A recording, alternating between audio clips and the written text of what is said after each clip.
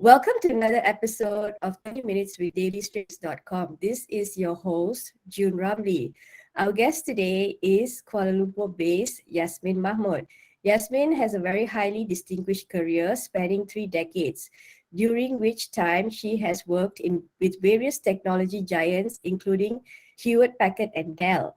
In 2006, she became Microsoft Malaysia's managing director, and in 2014 was appointed CEO of Malaysian Digital Economic Corp Sdn Bhd MDEC, and was instrumental in the region's digital economic transformation. He also served in various non-executive roles in prominent establishments, including the National Postal and Courier Company POS Malaysia as chairperson and much more. Apart from being the chair of Heriot-Watt University Malaysia Board of Directors, Yasmin is also the managing partner of FutureReady Consulting. Without further ado, let's invite Yasmin to the show and ask her how she managed to ace all those high-powered roles with various multinational companies and more. Hello, Yasmin. Thank you for joining us today. How are you? Hi, June. I'm good, thank you. And how are you? I'm good. Thank you for asking. So let's dive right into the question. So, what was the first tech job you ever aced? Well, my first tech job was a to be a systems analyst because I graduated in computer science and applied maths from University of New South Wales of Australia. Yay! Proud of my alumni. I became a programmer, analyst programmer, but I tanked that job. I was really a horrible programmer. So that was my first tech job. But the first job that I actually aced was when I worked with Hewlett Packard, and it was when I went in to be in marketing role, in a sales and marketing role in Hewlett Packard. So I combined my passion of doing sales and marketing with that of my background, which is in technology. So that was my first tech job that I aced in, which was as an executive in Hewlett Packard. Was it hard for me to break into the industry? Well, the industry was very nascent at that time. I was one of the pioneers, at least in Malaysia. There were hardly any women in the industry, so there was only me and one of my colleague then was actually a lady as well. So we were a team of girls in a company were dominated by men. So I was lucky in the sense that I had a buddy. I had a buddy. Her name is China, and she went on to become the managing director of IBM. And we were supporting each other. I'm not sure if China wasn't around, it would have been a lot lonelier. But to answer your question, yes, it was tough. But I guess after a while, I don't even realize that I was the only woman in a lot of things. I was the only woman in meetings. I was the only woman in conferences. So it came to a point where I'm so used to being in a room of dark coat men in dark jackets. So when I go into a room and I see a burst of color from women, I get what? I get a bit disoriented. So yeah, it was tough, but you get used to it, and it toughened me up. I must say, it toughened me up. Awesome. So, some people perceive working in STEM jobs as difficult and demanding. What would you say to young people considering a career in this industry? Mhm.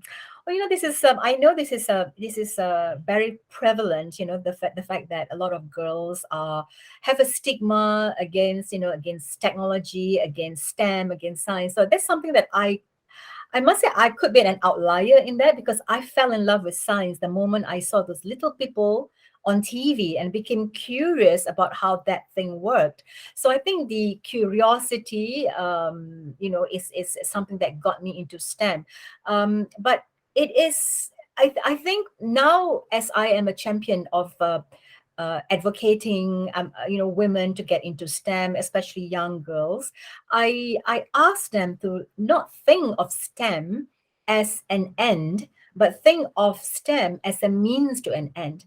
And if you think about the fact that anything that you want to do in this world right now, any problem that you want to solve, science and technology is at the foundation of it. Science and technology can help. Of course, I'm not undermining the other elements of social sciences and the other elements of liberal arts. They're all important. But the foundation of science and technology as an enabler towards solving the world's problems right now cannot be overlooked. So look at it as a problem solving. You know, girls, I know that women and girls especially, they want to solve problems. And to think that if you want to solve a problem, you cannot solve it without having an element of science and technology behind it. So think about it that way. And you know, in my interaction, in my past involvement in advocating women and girls into technology, this is exactly how I had positioned it, and it worked. The moment you tell the girls, oh, you got to understand coding because you got to do this, and they get a bit turned off. But if you tell them that, you know what, you know, to build an a transformative agricultural system to support future of farming, you got to do a little bit of this. Then they will just have no qualm about doing it. So think about it that way. To answer your question, June, don't think about it Mhm. as a STEM.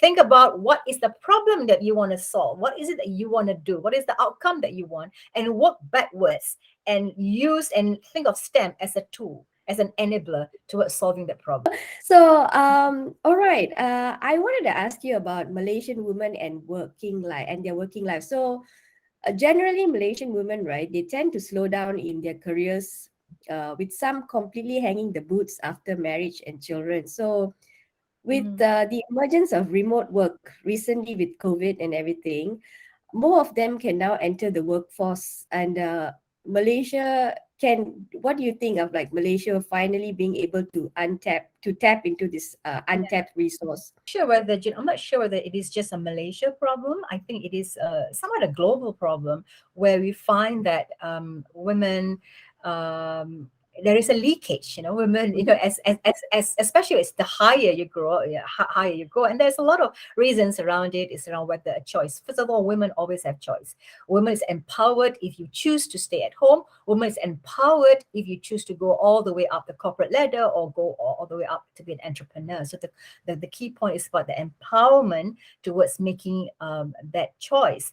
Now, what is happening right now, and it already was starting even before COVID, but what COVID did was to really accelerate it.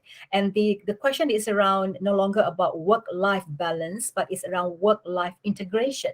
So it's not about you work and you have a home and then you know, and then you try to balance the two. It's about integrating it. And how do you integrate it? We saw to a lot of extent, some, you know, through a lot of painful experience as well. But you know, people now have gotten the DNA for it, which is how do you integrate the two? And things like work from home, right? Mm-hmm. Things like freelance work. So, you know, you heard about this COVID, this whole phenomena around, it's called the Great Resignation. Yeah. You know, it's not really, to me, it's not a great resignation. It's really a migration from a Mm-hmm. typical work environment of office work towards where you do a lot more of this gig economy, you know, the freelance kind of work, being an entrepreneur. So I think, you know, this is a phenomena that's going to continue. It will all go well for women because you're right. This is when you can really, you know, women do not have to make those tough choices anymore. But the tough choice is more about how do you make it work together. So any company, and I'm promoting this in companies that I sit on boards right now. Any Mm-hmm. company needs to make sure that you no longer count on a workforce that is willing to come in and commit to your loyalty towards your company, being able to play by the rules of the company. It has shifted towards more of a freelance, towards more of a gig economy. So a company needs to be able to marry the two. You got to have a workforce that is, you know, a traditional workforce, but your Mm-hmm. company will need to have policies and programs that will also unleash and tap on a freelance or a you know, part-time kind of work. And this will even accelerate more as the new millennials, as the, you know, generation Z comes into play, and the whole concept of the gigs, you know, it's no longer a job, it's no longer a career, but it's about pursuing what you love and pursuing what you want to do in burst of assignments or gigs, as we call it. So yeah, and I think this will augur well for unleashing the power of women and empowering women to really do what you want to do. Awesome answer. So I love it. So as Malaysia's most successful technology and business leader, did you face any challenges in the industry that is dominated? Because when you started your tech career, you were, like you said just now, you were sometimes you'll be the only one in the meetings. So how do you deal with your male colleagues? Like how do you get them to listen to you? So I always say that if I were to describe my journey, I've always described it as climbing the corporate ladder in stilettos and a baby in tow. And all of the things that we talk about right now, things about stereotyping, things about bias, things about the Me Too movement. The Me Too about sexual harassment and all that. Yeah, I've been through all that. But there's a huge difference. Then it was a case where we got to suck it up. If you were to talk about it, if you talk about, pay inequality, if you talk about having bias, and I used to have a boss that comes and say that, because I've got two girls, really hardworking girls working for me, and I got to make sure I squeeze them dry because before they get married and they have babies, and then I can't count on them too much. So you have those kind of, and you're allowed, and what you're supposed to do is supposed to just stick it in and smile and be sporting about it, right? But now what has changed, and people always ask me, over 30 years, I have a lot of these women empowerment that I champion and so close to my heart. Has it really changed? So my question is that in some ways it's changed a lot. Yeah, it's changed because that boss of mine that said that would not have been able to get away with it right now. Now we are allowed to speak out about it. Now they know it's wrong. And now there's a realization that women in the workforce is an imperative. It is a business imperative. You don't support. I always say that I'm not a woman advocate because I'm a woman. I'm a woman advocate because I'm a leader. So that part has changed a lot. And I think that's a big significant change. However, you talk about the statistics, the percentage of women on boards, the percentage of women in the workforce is still so far lagging. So in that respect, a lot of things still hasn't changed. So did I go through all of those? Yes, I did go through all that. How did I overcome it? It was with strength and resilience and just a lot of practical things. I always say that to be considered, to be in a room of men and make sure that they are comfortable with you, because they're, after all, they're humans, right? Just to be comfortable with you, I've got to learn. I've got to talk about football. Thank God I love football, so that's always an icebreaker. I took off. I took on golf. So sports. Sports. Luckily, I'm a sports person. So you find these things to ice break it, and so you open the door. And but at the end of the day, it can only open the door. But once you're inside there, it's always this what just got to be. It's true. You got to be better than the guy next to you. You got to be better, and that's fine. That is to our advantage eventually. Awesome. So there is a balance between a security of an existing job and the need to move on to new challenges and opportunities. So, sorry, I just wanted to say that moved a lot of careers, moved many times. So when do you think do you feel it's the right time for you to leave a job? Because all your jobs are all high-powered jobs. So how do you tell yourself, okay, I should leave this role and move on to the next, That's an interesting question. I've never thought about it from that. But okay, let me just share with you what happened. So I've been very driven, from because I came from an underprivileged. I came from a small village in Malaysia. My parents were teachers, and I wanted financial security. I wanted to take care of my family. So I was from young. I already had goals. I wanted to get a scholarship. I wanted to go study in university. I wanted to come back and work. I wanted to become a team leader. I wanted to become by a certain age. So I wanted to work for a multinational company. I wanted to be a general manager, and that was it. That was my end. The end of my this intense planning was to be a general manager for a multinational company. And I reached that before I was 30 years old.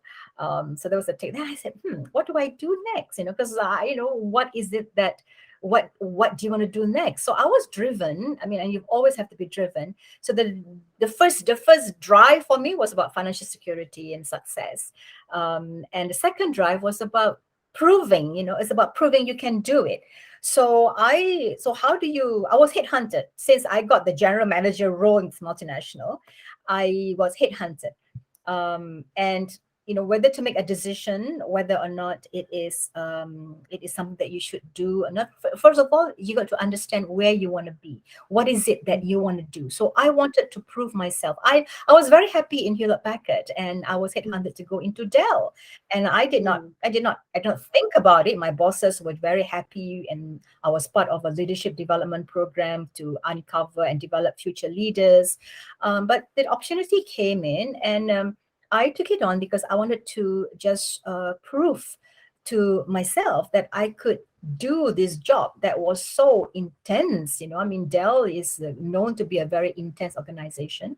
So I wanted to prove myself that I could do this job. And then eventually I was headhunted to go into Microsoft. Same thing. I was the first lady to be a managing director of Microsoft, the only second Malaysian to be the managing director of Microsoft. So I said, okay, let's see whether I can do it. So it's about challenging yourself. And when you challenge yourself, you grow.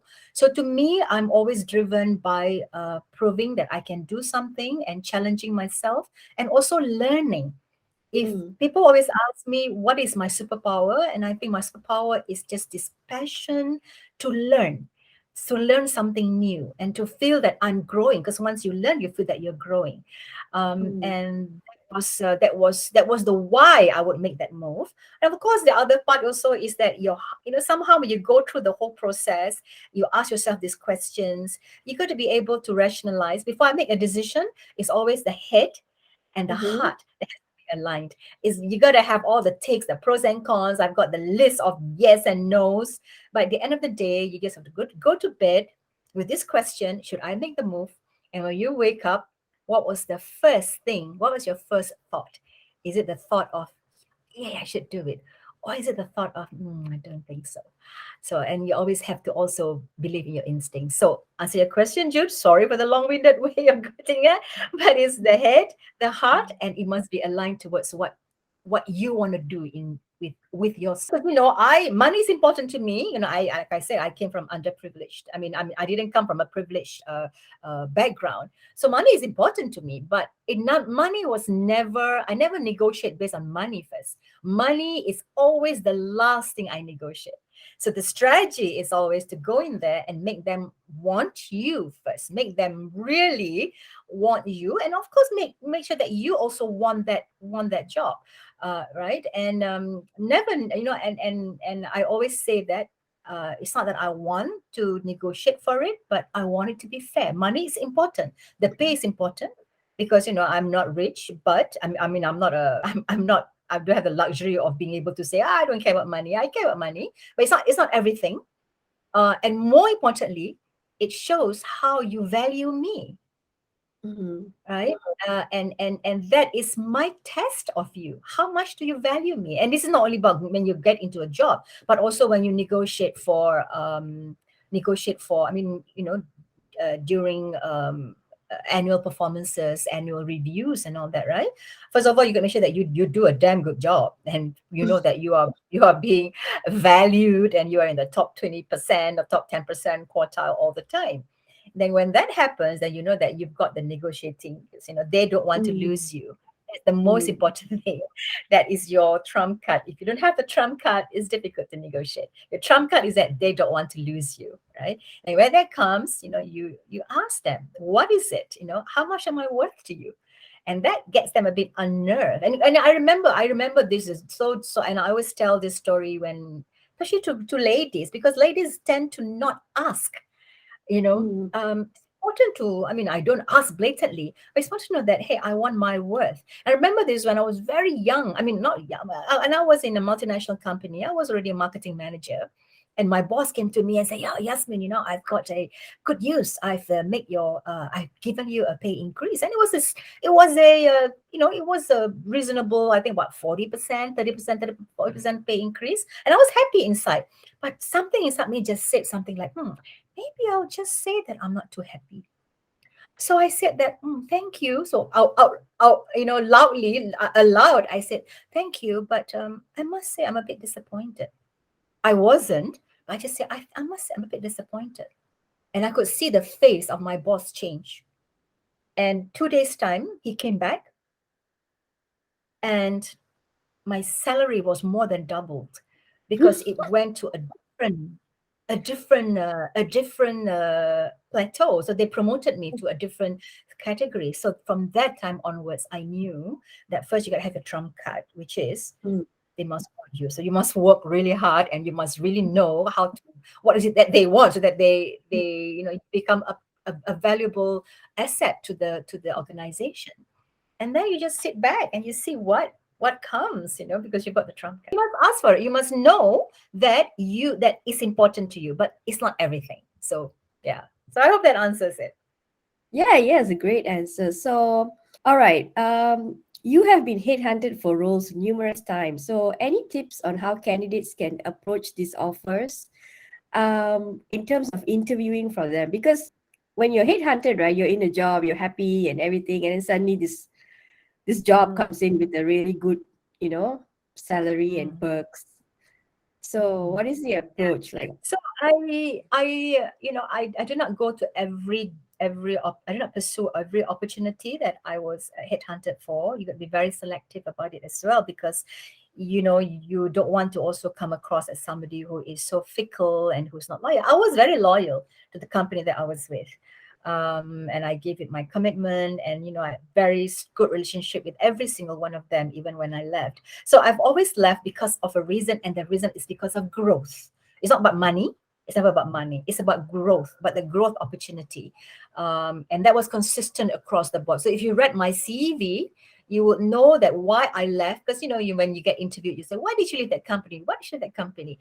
And I look up to what were the reasons for them leaving the company. As I hire new people, right? I just came back from an interview just prior to this, from interviewing people, right?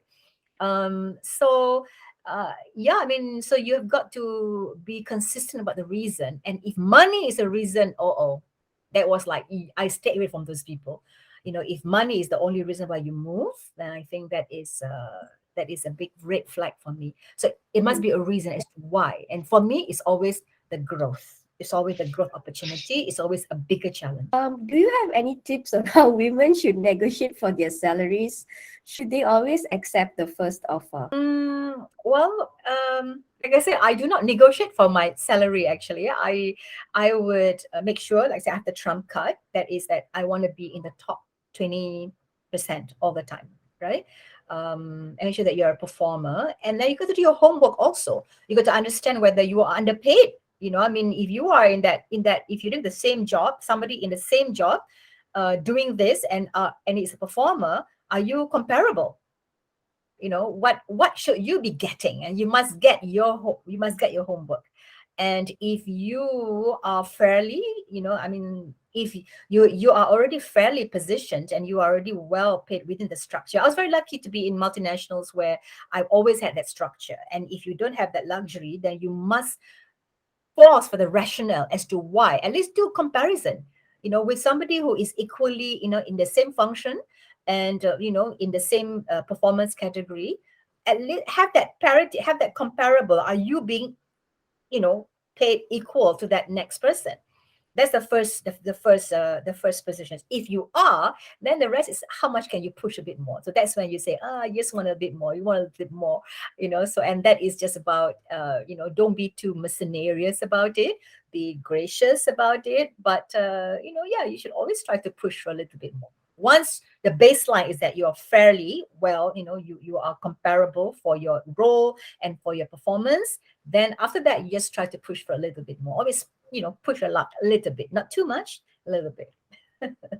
Awesome. So I read in a New Straits Times interview that you actually ditched a scholarship with the education ministry. You broke the contract actually, and to pursue a corporate career. And I think in that interview you mentioned that you had to pay a debt of 70,000 ringgit to break that Yeah, a contract. bond, So, yeah, bond, yes, yes. yes. So Because of some money. yeah, I know it's a lot of money. Some people have a hard time ditching a scholarship to pursue a path unknown, but you did just that, the opposite. So, for some people who are in such a crossroad right now, what would be your advice to them? Well, courage. I mean, until today, I don't know how I make that kind of courageous decision. But it was such a defining moment in my life. I mean, if I had not done that, then I wouldn't be where I am. Mm, But the decision was the fact that I knew I've always driven, like I mentioned, I was driven about about being successful. And from young, I've always had this vision of success as having three white phones on my desk and carrying a briefcase, waiting in the lobby to go up in a high-rise building. I mean, I don't know how that vision came about, but I've always had that as a definition of success. So, and when I came back, the computer science and applied maths was really sought after. It was, like I say, it was a up and coming industry. And so I just make that decision to say that, okay, if I were to break free from it, and I knew some people break free of scholarships and they don't pay, but I don't believe in that. I mean, mm, you must pay. I mean, this is the first rule in life, that is, if you owe something, you pay up, right? There's mm, values mm, in life. So I knew that that I wanted to pursue this dream. So to answer your question, it's about pursuing a dream. If you do not, you just want to break it. If you know what you don't want, but you don't know what you want. And this is where, when I talk to people, say, oh, I'm not happy where I am, but do you know what you want to be? You know what is it? I mean, it doesn't have to be specific that I want this kind of job, but you must have a sense of purpose. You must know what is it that you want, at least the lifestyle that you want. And if you want to make any big decision, because that was a big decision, right? But you must have mm, your true north. So understand your true north, because when you have your true north, every fork of the road becomes so easy. It doesn't become any major decision anymore. It was just a decision towards a true north. And that mm. was how I believe I could have made that decision, because I had that true north. As unelegant and as unprofound the true north was, which is three white phones and a briefcase, but it was still my true north. I was 21. Hey, I had that true north, and I also had the true north of having financial stability to support my parents, support my family. So with those two, I said, okay, I can do it. I just got to commit to it. And a lot of people, again, made that decision and commit to it. I made it and I commit with it. So no matter how tough it was, no matter how much I fell, and there've been many times where I fell, I had to pick myself up, because that was a decision that I made. Awesome. So it looks like you're back into education. So now you're the chair of Heriot-Watt University Malaysia Yeah. Board. So Yes. let's And talk about this job currently that you have now. So what attracted you to be a part of the university and the education industry? so, I've after I was headhunted to go into government. So I was Mhm. I was the CEO for Malaysia Digital Economy Corporation. That was 4.5 years of national service. So so then I decided to retire, or semi-retire, and take on non-executive positions and just pursue what I want to do. So now I sit on boards, and I do a lot of I do some investments into technology companies. I'm also chair of an AI company, but it's not a job to me. So this like with Heriot-Watt, it is my passion. It is my cause, and I've always started with education, because my parents were teachers. I had a scholarship in Mm. education, supposed to be a teacher, but I decided to pursue my three white phones. So I didn't become. I've always had this passion. My parents were grounded with leadership with developing young talent. And I've always, in all of my career, whenever I join multinationals, I've always had, the first thing I do is say, okay, what is our program around education? What is our program around empowering young people? So I believe our future is always hinging on, it's always the foundation is always our young people. And when I was first approached by our provost Mushtaq, and I look at what Heriot-Watt stands for, our 200-year-old heritage from Scotland, some of the best academic program, and two critical things that I was so enamored by, and I believe in it so much, and it's so aligned with my cause about developing young people for the future, young talents or young leaders of the future. Number one is that we are truly multinational university. Do you know that in Heriot-Watt, our students can actually take one semester in Malaysia and then can decide to go and do 2 semesters in UK and finish it all off in Dubai campus. And seamlessly, you don't have to decide it from the beginning. You can decide it, as and when you go. So that is truly a global. And I believe that the future leaders, you got to have the global perspective, because the world is global. You can never just be in your little, so the global exposure and perspective is so critical. That's number one. Number two is that we are anchored on what in the academic world is called positive education, but what I call is a purpose-led leadership. Purpose-driven leadership. What it means is that when our students come in, we will teach them, to be the best actuarial scientist, the best computer scientist, the best marketing or business person. But at the same time, embedded into our curriculum is also this 4-year program that looks into developing you as a person, finding your purpose in life, and being able to nurture on how you will be pursuing that. And as you go through it, I personally coach. I'm an impact coach. It's called an impact, impact. It's called an Empower program. I coach 10 kids, and these are kids at that age, and we help them understand who they are, understand what is their purpose in life. And I can see, as a mother of a young boy, I can see sometimes these boys, sometimes they just go around life and not knowing what to do, and being a bit of a rebel sometimes, right? But once you in a world that is so full of destruction and that is so full of chaos sometimes, young souls and minds need to be anchored with a purpose. And once you anchor them with a purpose, then you unleash all of their full potential. And because Heriot-Watt is so committed to this, and I truly believe that this is the way forward. Global exposure and purpose-led leadership. So that's why I'm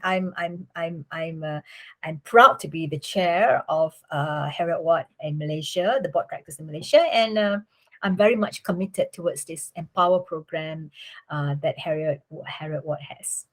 Sorry, I can talk on and on about Heriot-Watt because it's such a gem. No worries.